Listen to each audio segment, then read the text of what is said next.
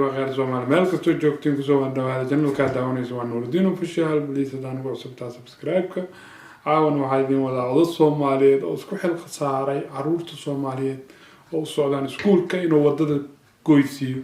sidoo dhibaato ugu soo gaarin wadadaas maadaama darawaliinta Soomaaliyeed fiiriyeen rulka fiiriyeen ciyaalka Soomaaliyeed fiiriyeen qutulyoonkood sidoo ugu helaayeen marka nala daawada muuqaalkan aad iyo aad soo jiitay Sheekh Maxamed Cali Ibraahim wuxuu maalmaha iskoolka marka la gaaro 12 duhurnimo soo istaagaa halkaan oo ah iskool Jabuuti xaafadda Buuluxuubey degmada Wadajir ee magaalada Muqdisho si gaar ah wuxuu Sheekh Maxamed isi saaray mas'uuliyad aysan cidna saarin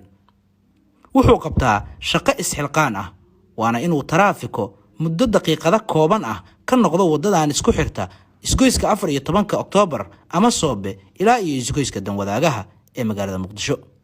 shanta maalmood ee iskoolka duhur iyo galabba marka ay caruurtu ka soo rawaxaan iskoolka ayuu wadadan soo istaagaa Sheekh Maxamed ayaa wuxuu gabi ahaanba markaa soo joojiyaa shaqadiisa oo ah doobile ama lamadaanyiste marka ay saacadu gaarto xilligii duhurka ee ay caruurtu ka soo rawaxayeen iskoolka iyo xilligii galabka ee ay caruurtu ka soo baxayeen iskoolka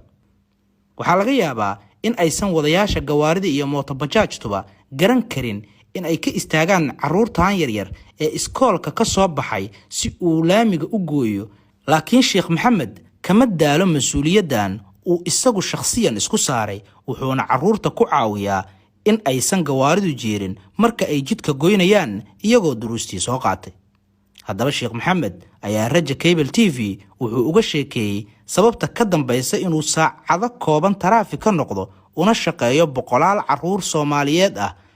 kuwaasoo aan caawinaadiisa ka maarmin tani waa qisadiisa taxsinu ku dhawaan balaaw aku jira fikirkaas waxay u danay ina ilmaan dhalay aw xanuunku waxaa ilmaha laamuso moto kaas kamid ah waa faasama anina unugay waxaan waa bari laamiga arday minki iskool socdo soo gudbi anina ilmaha waalidadu waa maqan yahay laami taagin anina inaan gudbi laami aan gudbi saata fikirteeda ku kale وما لنا ويا عمانته واحد ما استمر كل ويا عمانه فاتح كل اللي قدر فائد إلهي بلغها إلهي بفائد بسوها ربي وحوسه بيصدر الله صدر الله سمسها شقة كلا هذه مركز كشف السمجرة ما يتم أحكي من كلام تنلبه تنلبه لما دايسته مركز سده أمارسة إن الشقة سقطت الشقة كلا هذه اسكتر صار شقة الصبح هذه بالله لحظة هذه الجارو ilmaha biki iskoolka imaanaa laamiga imaanaa ilmaha waa gudbina laxta hadii la gaaro hoosh waa soo xiraa ka bacda hadii imaanaa dadweynaha Soomaaliyeed wixii baabuur wado wixii bus wado waxaan jeclahay ilmaha laamiga jooga laamiga gudbina ilaa baabuur istaagan aan gudbina maxaa adeegsataa marka oo si baabuurtu istaagan ardayda waxaa cuslaaya faatax iyo kaalmo iyo duco iyo wixii tabartooda kaalmo iyo waxaas أصلاً في الماء ما تبادي كان على الأسكان كجيل لاي معنا على الماء لامي لو قلت بالله تاسع إلهي كرجينا وحن باقو دري دربلون كا الماء ما كان لامي ما له ونا باور استاجا